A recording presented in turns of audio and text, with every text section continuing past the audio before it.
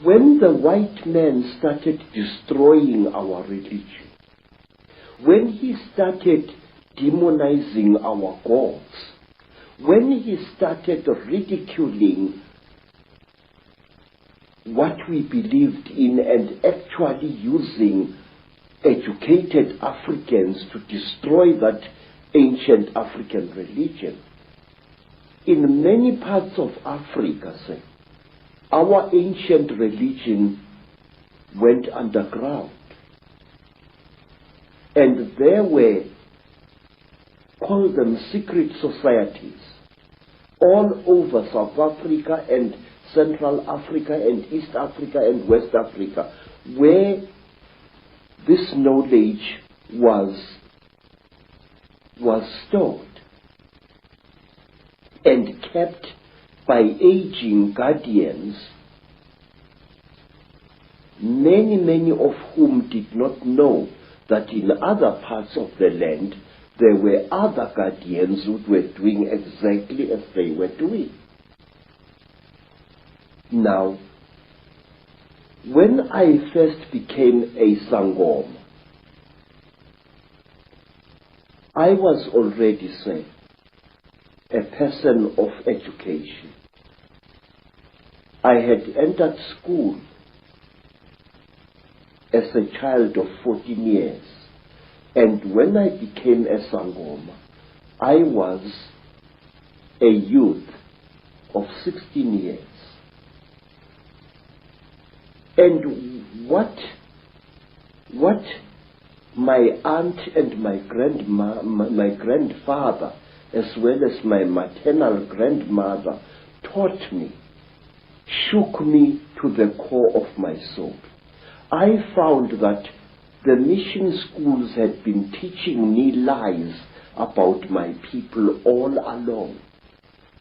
Missionaries had told us as children that the only light came to Africa with white people, that before the white men came, we black people had no idea about God. We had no belief in a life after death, and that our people were just a race of savages who used to lie around in the sun, womanize, fight, and drink beer every day. I was suddenly awakened to the fact that Africans had in fact been far greater intellectually than the missionaries were willing to give them credit for. That like the white man, we had astrology, astronomy, we had surgery. In fact, I found that Zulu surgeons in the early years of the 19th century and the 18th century and even beyond could perform operations which white surgeons were not capable of operating. And the more I learned about my people, the more I wanted to learn. And when my initiation under my aunt Mina and my grandfather Zigo had ended, I wanted to know more and more and more. And sometimes I had to pay a ghastly price in order to gain this knowledge. In one place, here in the northwestern Transvaal, my teachers found that I was really uncircumcised. And they told me bluntly that if I wanted to be a member of this secret society, I had to undergo circumcision.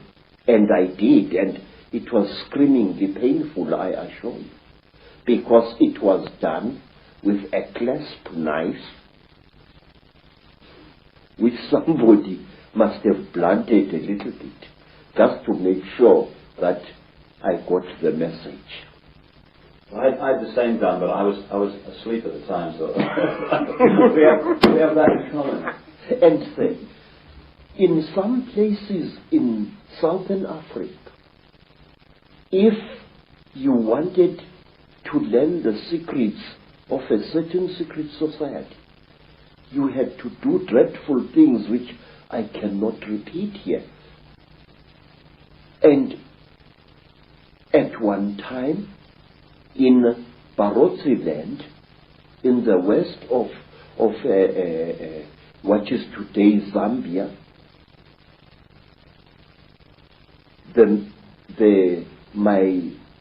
my teacher said, look, how far are you willing to go in order to become one of us?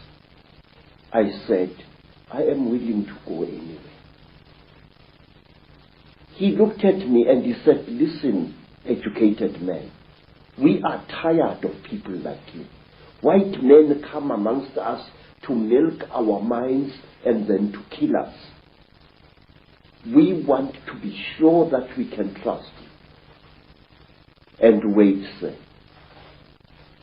I said, great one, I am willing to do anything. He said, are you? I said, yes. And then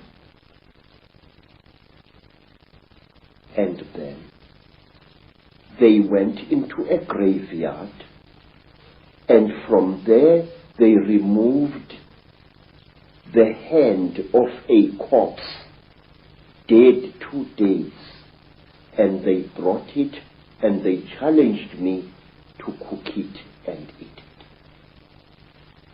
I did so. And these were the people who first told me about a race of highly intelligent beings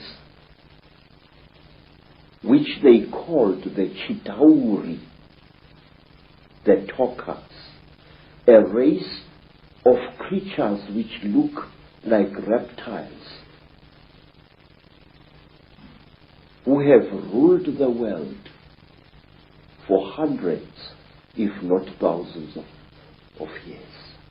Through this dreadful act, I was able to gain knowledge which was denied to even the highest Sangomas, because they would not go through the ritual I went through. This is how secret knowledge is protected in Africa. And at one time, let me tell you another thing. Again, in Barotse land, on the border between Angola and North Rhodesia, as it was called, I was brought into a hut. And in the hut was a young woman. She was as black as ebony, and her hair was like a huge black cloud on her head. Her teeth had been sharpened in the Barotse fashion until they looked like those of a reptile. And Mutwa was very puzzled. What's this lady doing here? I'm supposed to spend several nights in this hut, so what is she? What is she doing here? Now, Credo Mutwa, being a frightened Zulu, afraid of women but not afraid of wild animals, decided to sleep with his back to the wall, giving the lady a nice clean bed. And on the following day, Credo Mutwa was fined 15